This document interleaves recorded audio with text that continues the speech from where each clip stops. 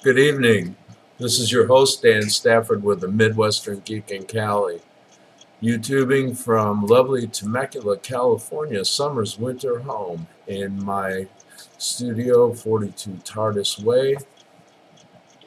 I've got a lot of fun stuff this evening. We're going to be doing a little bit more on 5G, and this episode is episode 87. 5G mind control, and we're going to talk a little bit about that. We have some other stuff as well, so we'll be talking about a few things coming up, and I'm going to take you off the infinity screen in a moment, but meanwhile let me put on my 5G radiation blocker here. Just kidding. Yeah, I know there's some folks that take this really seriously, so let me put on the specs. We'll get off the infinity screen here and stop by the website. Again, you can find us at MWGIC.com. Please donate if you're so inclined. That donation link is via PayPal. And this is part of an ongoing series regarding 5G that I've been doing. Episode 86, what is 5G anyway? I've got a good bit of detail into what 5G actually is. I strongly recommend watching that episode so you get what 5G actually is about and is for. But let's get into some of the interesting and fun stuff regarding 5G here. Mind control. Well, we'll get there in a minute. First, I want to talk about a few other things. I want to talk again about History Channel's new series, Project Blue Book. I really enjoy that show. It reminds me an awful lot of the X-Files in a lot of ways. One of the main characters is played by the same actor who did Littlefinger in Game of Thrones. He's actually got a part as a science professor that the Air Force has enlisted to basically, they're looking for scientific debunking of UFOs in the series. It's a bit dramatized, but it's based on the actual Blue Book files, so the episodes are pretty cool. The first one is about Air Force planes dogfighting with UFOs. The second one is about a UFO that landed or crashed and an alien encounter. It's got a lot of the feel of the X-Files, as I've said before, and I think the other main character, who's an Air Force pilot and officer who's been recruited for this, he reminds me a lot of the guy who played the young smoking man in the X-Files. So I think if you like the X-Files, you're going to find this interesting and fun. The second episode is about as close as I've seen it get yet to a monster video like you would have seen in the X-Files. This is pretty much all UFO stuff rather than just occasional UFO stuff like the X-Files was. But the cinematography, I think, has a lot to do with why it feels so much like the X-Files too. It's got that kind of darkness to it that the X-Files had. I'm not sure exactly how to explain that. It's a little bit more of a subjective thing. But if you go over to the link I've got here on the post, this post will be up on the blog after I complete the episode and the stream's finished, and I can put the video in here as well, because I like to carry the video on my website also.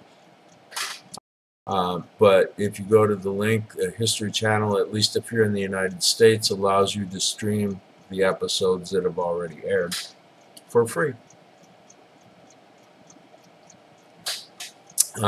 Also, I want to mention again that I'm looking for a co-host for this show. I'm still interested in preferably someone local, but I'd be willing to give a try working with a co-host via Skype video recording. I don't know how well that'd work. I'll try it out if anyone's willing, and we'll move on.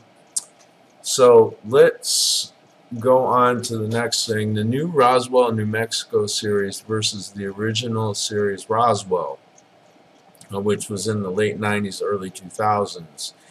And you can stream the pilot at the link that I'm providing here on the blog post regarding this episode. So,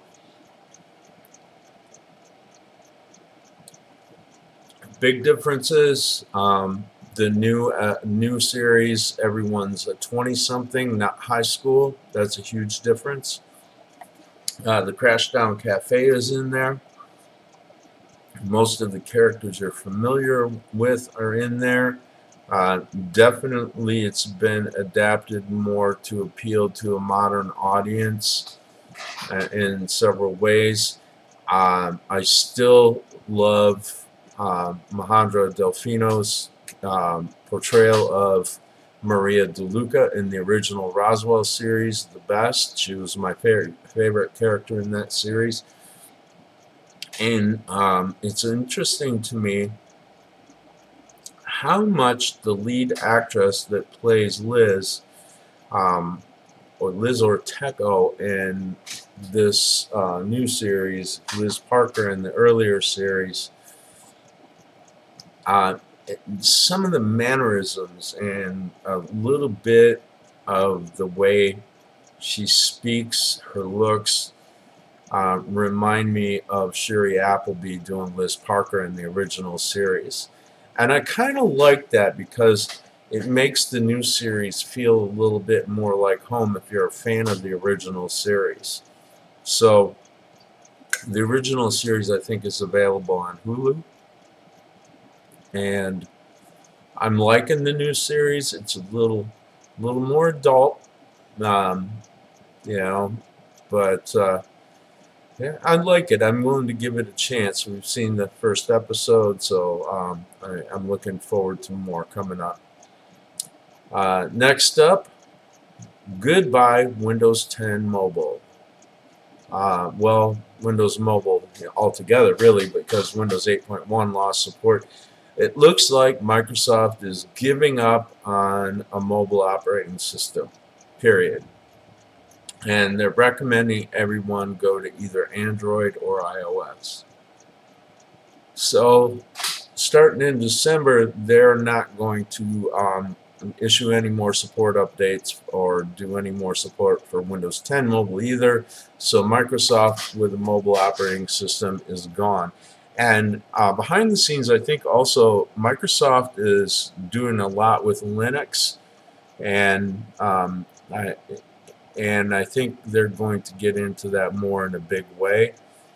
So interesting stuff happening with Microsoft, a different philosophy, a different tack, if you will. Keep an eye on that. But meanwhile, the Windows 10 desktop system and the server operating system, those are here to stay as far as I can tell. I'm pretty sure that's going to stay that way for quite a while yet. But mobile OS is going away. So if you have a Windows 10 mobile phone, get ready to get that thing gone pretty soon here and look for, well, my preference would be Droid. Yeah, I'm a fan of Droid, not so much a fan of iOS. But, you know, for those of you who aren't techies and geeks, you may prefer iOS because I think it's a little more user-friendly if you're non-technical. But if you're a tech geek and you really are into it, you know, or mildly technically astute, I think you're going to find Android's a little more customizable, easier to configure, and just in general a little more flexible.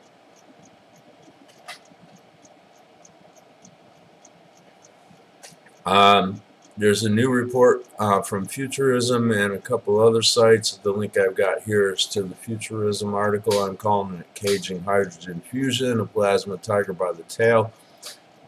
They're coming up with computational models that help them predict fluctuations in the magnetic field and keep the magnetic containment of plasma that's been heated up to produce hydrogen fusion a lot more stable and under control.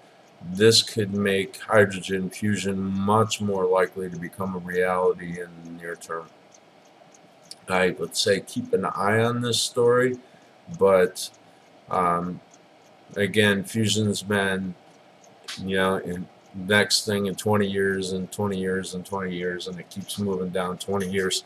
I'm hoping now it's maybe 5 or 10 years, and it really is, because that would be enormous for energy production here on Earth, and obviously carbon free, which would be a big deal. Next up, thank you Elon Musk, and those are my words. Thank you Elon Musk. Another car maker going electric in a big way. That's my title for it. Basically, Nissan and Infiniti are getting ready to totally revamp their lineup electric. VW's announced going electric in 2022. GM's doing some stuff behind the scenes in electric. Ford's coming out with an electric pickup truck, which, yay, hello, about time. Pickup trucks are a huge market, and I really am looking forward to that. But one of the things that I'm not seeing, and I think this is a missed opportunity, is actually, well, there is one company, a small company here on the West Coast that does this, but I think we need to look at retrofitting existing vehicles with electric drivetrains. First of all, from a performance perspective, electric just blows gasoline engines out of the water. I mean, you have 100% torque at 0 RPM. As soon as you apply power, you have full torque with an electric drive. So Teslas are known for being able to out-drag race anything with gasoline. I've heard stories of Teslas actually outdoing other vehicles, on high-powered performance vehicles on the drag strip while towing something. So I'd really love to see electric retrofit kits become real common, but Elon Musk has definitely broke the ice in a big way, and the whole world's fallen in, and it's a good thing because it's good swimming in there. We're going to be having electric vehicles coming out left, right, and sideways. That means that you can also expect to see a lot more infrastructure around electric charging systems. Now, here's the thing. Are we going to have standardized electric charging systems and everybody's car uses the same thing, just like you can pull up to a gas pump and anybody's car can pump gas from the same pumps? We need the same thing for electric, that we need to be sure that that actually happens. Now, the next thing up before I get into 5G,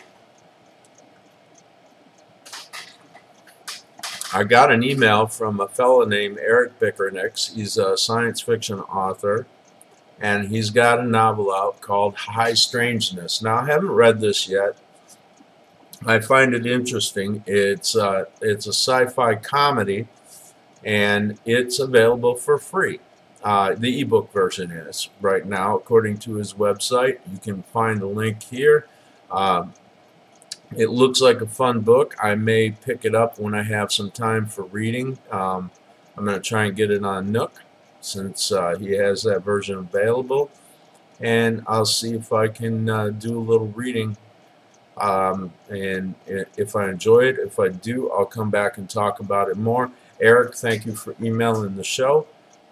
You're one of the few people that have taken time to write back and say that they enjoy stuff. Dave over there at Puddinhead Press, thank you again for letting me know you appreciate the show. The folks over at my Facebook discussion group for Midwestern Geek in Cali. There are a few of you that let me know from time to time that you appreciate the show. I'm grateful for the feedback, because doing this, I don't see much but numbers, and I'm a little tiny channel. I mean, it's just I'm early on, and I'm a geek, so I don't know how many people are interested in the geek stuff or even know about this channel, but it makes it much more worth it to do it when I hear back from people. So I have to say I appreciate those of you who have bothered to give me feedback or reach out and contact the show. It lets me know that people out there are actually seeing this, and I'm not just putting stuff up in the dark. So kind of cool. So let's get into 5G mind control. I've got several articles here. 5G total mind control for all. Operation Crimson Mist, page 1. Voice to skull technology is embedded in 5G mind control. In 5G, mind control reaches its apex. From prepare for change. 5G networks will use the same frequencies as pain-inflicting crowd control weapons from Earth Matters. New 5G telecom radiation, the perfect tool for mind control, manipulation of human brain waves from blended reality. Can they use 5G technology for mind control from Steemit? Several of the things that they're talking about here, they relate 5G to a patent that was talking about using audio frequency to low audio frequencies to induce sexual desire or anger or sadness or emotional states in humans. And I guess that's a legit patent. I haven't actually Google searched patent Google Patents, but again, this stuff is radio frequency, and the patent that everybody seems to be referencing is talking about audio frequency. Now, one of these articles I saw, and you can read these for yourself, because obviously I'm not going to read somebody else's article on the show in its entirety. I'm just going to reference it. One of these articles was talking about using the radio frequency to induce audio frequencies in the human skull. I'm not so sure that I believe that's possible. It'd be interesting to see some tests carried out to see if that is actually possible. Wow. I don't think so. I don't think so, but it's the most potentially possible thing that I've seen with regard to the audio frequencies mentioned in that patent versus the radio frequencies that are enormously higher frequencies and electromagnetic versus acoustic. Let's talk about the difference between audio and radio for a minute, okay? Audio is pressure waves in the air. It's actually the motion of air molecules in a pulsed manner. It's actually entire atoms. It has no general electromagnetic component to it. It's purely a physical force rather than an atomic level force. It's macro scale. For instance, audio can't travel in space because there's no air. There's no atoms to move in space, or the ones that are in space are so far apart and so few that they can't possibly impact each other, because how audio travels is this wave of molecules bumps into sitting still molecules, and it just keeps pushing outwards, getting weaker as it goes, because every time the molecules bump new ones, they lose a little bit of energy, they lose a little bit of energy, and they lose a little bit of energy, and it just dies down over distance. But there's nothing magnetic or electrical about it. The reason that speakers use electricity to produce sound is because they have a magnet in there, and then they have a permanent magnet in there on the back of a paper or fiber cone, and then they have an electromagnet, and the electromagnet's turned on and off at the same rate that the sonic frequency is, and it makes that permanent magnet move, which moves the cone, and that moves the air, and that's how you get there. Okay? Radio frequency is entirely electromagnetic. It has nothing to do with moving molecules or atoms. It's just moving magnetic fields. Okay, it's not even necessarily electrons moving until you actually have an antenna, where a metallic antenna of some sort, or some sort of conductive antenna that feels that magnetic energy impacts it, and it causes a current to be produced in the antenna, and then electrons move in the antenna. But as far as through space, it's just magnetic waves moving through space. So they're entirely different things. Sound and magnetism or electromagnetism are entirely different things, and referencing an audio patent that talks about inducing emotional states in humans, and then talking about radio frequency devices, to me is pretty far-fetched. They physically are completely different things. Now, the one that was talking about using radio frequencies to induce sonic waves in the human skull, that's interesting. From what I understand about 5G frequencies, they only penetrate just a little way into the skin and they stop. Yeah, the magnetic waves keep going, but they go right on through everything to an extent, and they weaken as they hit obstacles. The magnetic waves weaken, so these particular waves are not very good at going through things, so they really mostly get stopped and weakened as soon as they hit the human skin. They go like maybe, you know, like a millimeter or two into the skin, as far as I understand it. Now, I could be a little bit off on how far they penetrate the skin, but it's very small as far as distance goes. Yes, there's water in the human skin, but the question is can they pulse those radio frequency waves in such a way that it's going to create low frequency sound waves in human target? And to me, it seems like that's going to be pretty doggone difficult. These are very high radio frequencies operating at a rate, they're pulsing at billions of times a second, and how you get that to induce an audio frequency that's on the order of 1 to 2.5 to 6 times per second versus 39 billion times per second the radio frequency is pulsing. It's one thing for them to transmit data, because that's a series of it's on, it's off, it's on, it's off, and it happens very fast, and the equipment gets a current, doesn't, gets a current, doesn't, gets a current, doesn't.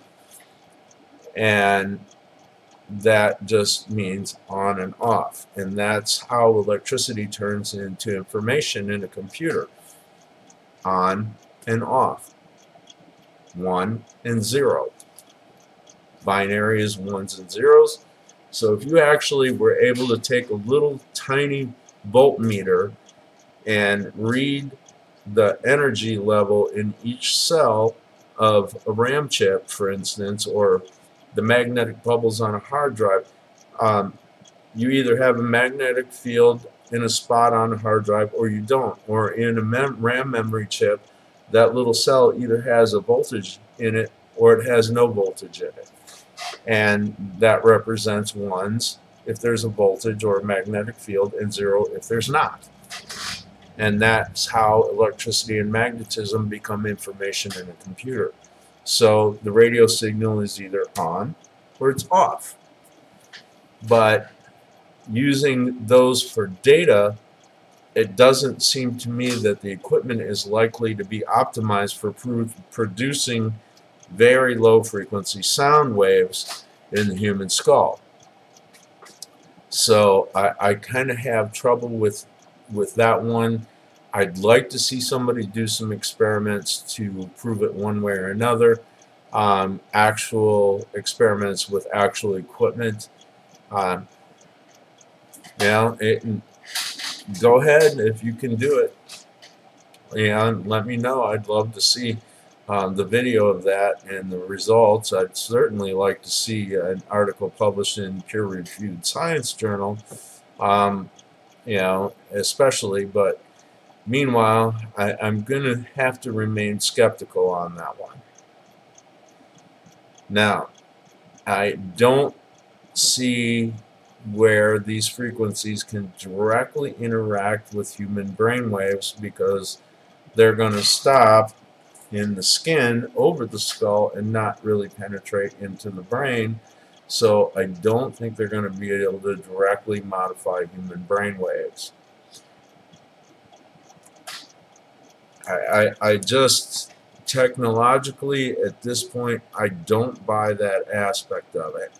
And here's where I'm going to get to the rebuttal of 5G mind control, the article that I found as a rebuttal to this. 5G frequencies are too high for mind control use. And I've got a link to the article. And that's pretty much what I just said in a nutshell. The frequencies are way too high to do mind control, and that's where I'm kind of at in my beliefs about it. However, this rebuttal is talking about using 5G data and IP version 6 with unbelievable numbers of IP addresses to do what they call smart dust. I call it net dust, they call it smart dust. Basically, it's microscopic network devices that are able to land on an object, be inhaled by creatures, swallowed by creatures. Although once they're in the body, they're going to have the same problem with skin penetration. It would be the ones that actually landed on your skin and were on the surface of your skin that I would be concerned about. But these things would be able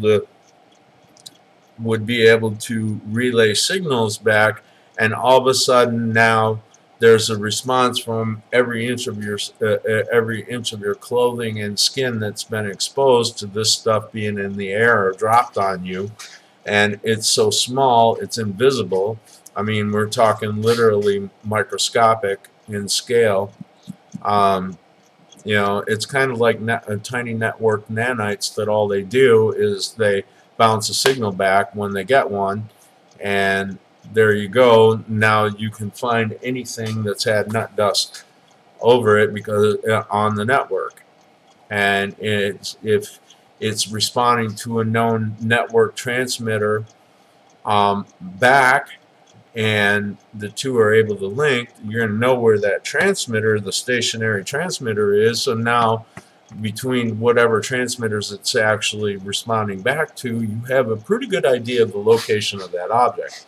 So net dust, aka smart dust, concerns me far more than this stuff about mind control for location tracking. Yeah, I mean, if they spray net dust on an area where a fugitive is, and there's a lot of 5G transmitters in that area, it's going to be impossible for a person to hide. Well, if they're a dangerous fugitive, that's probably a good thing, but if they're just a political fugitive, not such a good thing.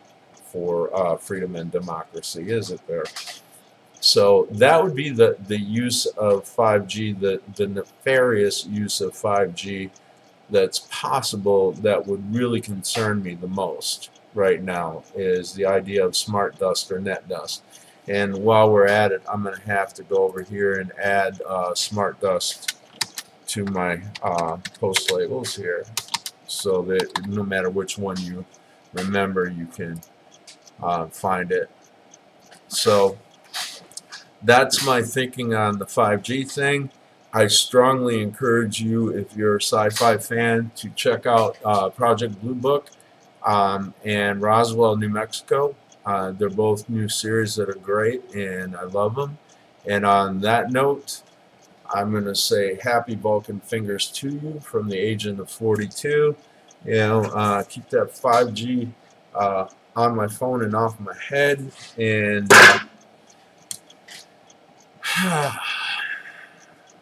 may there never be a rogue wave in your coffee mug, and may it be radio free. Thanks.